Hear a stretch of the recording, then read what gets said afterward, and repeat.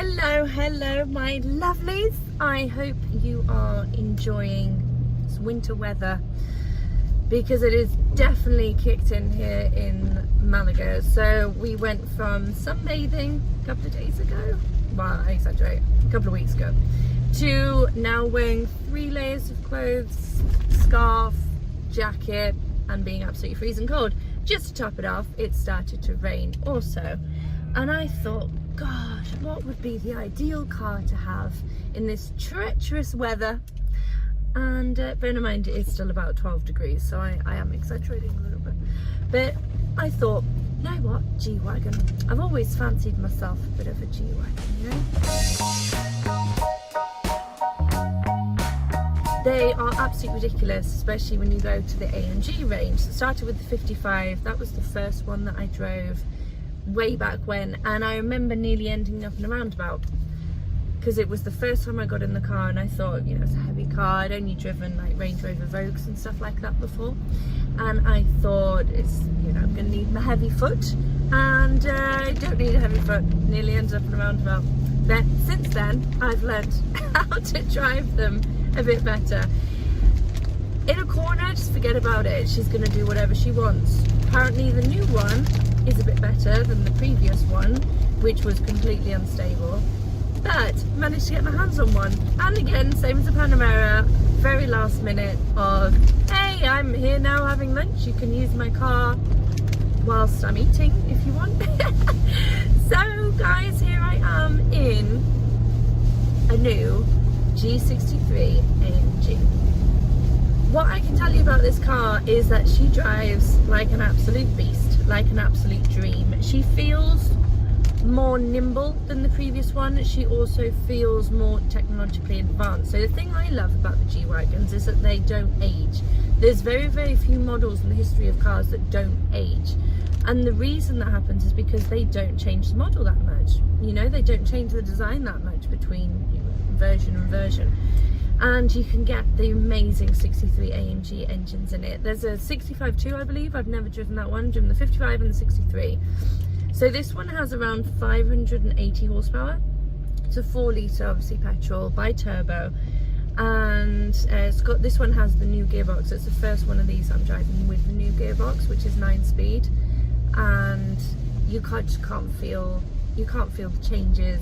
You can't feel anything. The brakes seem to be a lot better than the previous one. Now we're not going to be able to do anything too exciting with it today because it is pissing it down.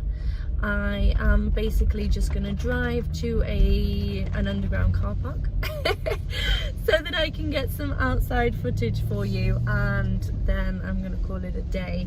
So again, it won't be one of my most informative videos, but you guys are used to that anyway, aren't you? And you still follow me and watch my videos for some bizarre reason, so thank you for that. So I've just been around a few roundabouts, and I can confirm that she does handle better than the previous one, but still doesn't handle as you would need her to with this kind of horsepower and torque. I think you could easily die in this car, but it's all good fun. Oh, she brakes. There we go. So you're in the middle of the road now, so you might as well go. So we've got all the commodities that you would find in a normal car with the military look on the outside, which I love. We have memory seats, we have heated seats, ventilated seats, this amazing Mercedes perforated leather, very big screen, really nice design. I wish I could have one of these for myself. Price wise, don't know how much it's gone for, very expensive. Maybe I should look that up. But too expensive for me to afford anyway, so I'm not really that interested. She's very, very powerful, more power than needed in this car for sure, but the sound is amazing. And out of the different driving settings, I've got it in just the normal one. Like I said, it's pissing it down here today, and even with that, she's just, the sound, for me it's the sound. You're not saving the planet at all. They're highly contaminating, and fuel consumption, I don't even want to think what it must be. But from that 55 that I drove a few times, it was ridiculous. I imagine with this they've probably improved it a bit, but it would still be more than anyone would actually want to physically for fuel, but if you're buying this car, you're not looking at that really. You're not looking at, you know, pennies or anything like that. So starting from the inside, we have all of the seat adjustments on this side. Here we have the lane assist, so that is on, and that was telling me when I was drifting. Parking sensors, automatic lights, this gorgeous multifunctional steering wheel. Look at that. The screens on these things nowadays are just beautiful. I love all of this. You know, the black piano finish, all of these details, just absolutely gorgeous. Have these series of buttons here, so you can actually feel as if you're wanting to do some 4x4ing, even though I imagine most of those buttons are never ever used. The button for start and stop is here, positioned here, so I like that a lot. A lot of manufacturers are doing that now, because I think they just know that every time someone starts up their car, they're just going to be pressing that button just to override that bloody annoying feature. What I do love is the IWC little clock here. Look at that. Oh, it's gorgeous. Here we have all the settings. So these are the drive settings I was talking to you about. So that all looks very snazzy when you change it over. Just then, you probably couldn't hear it because I'm waffling on, but the sound changed. You could just hear that. Dynamic select. And then we go back up.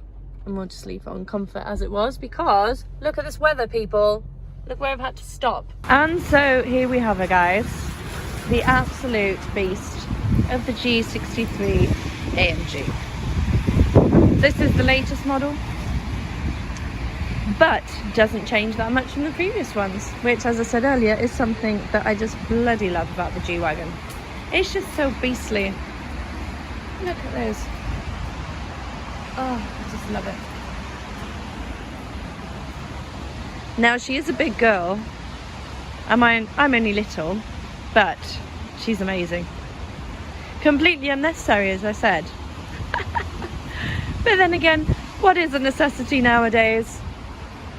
Look at the detail at the back.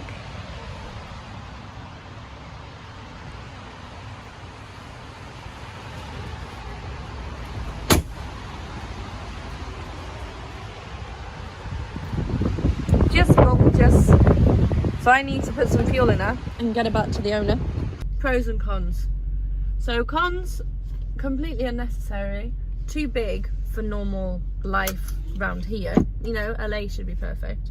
Really expensive, high fuel consumption. Pros, she's fucking amazing. She's so quick. She looks beastly. So I hope you guys enjoyed the video. Again, another one just full of data. At least I knew the horsepower on this one though. I hope you guys enjoyed the video, and I will be posting something soon. Take care, guys.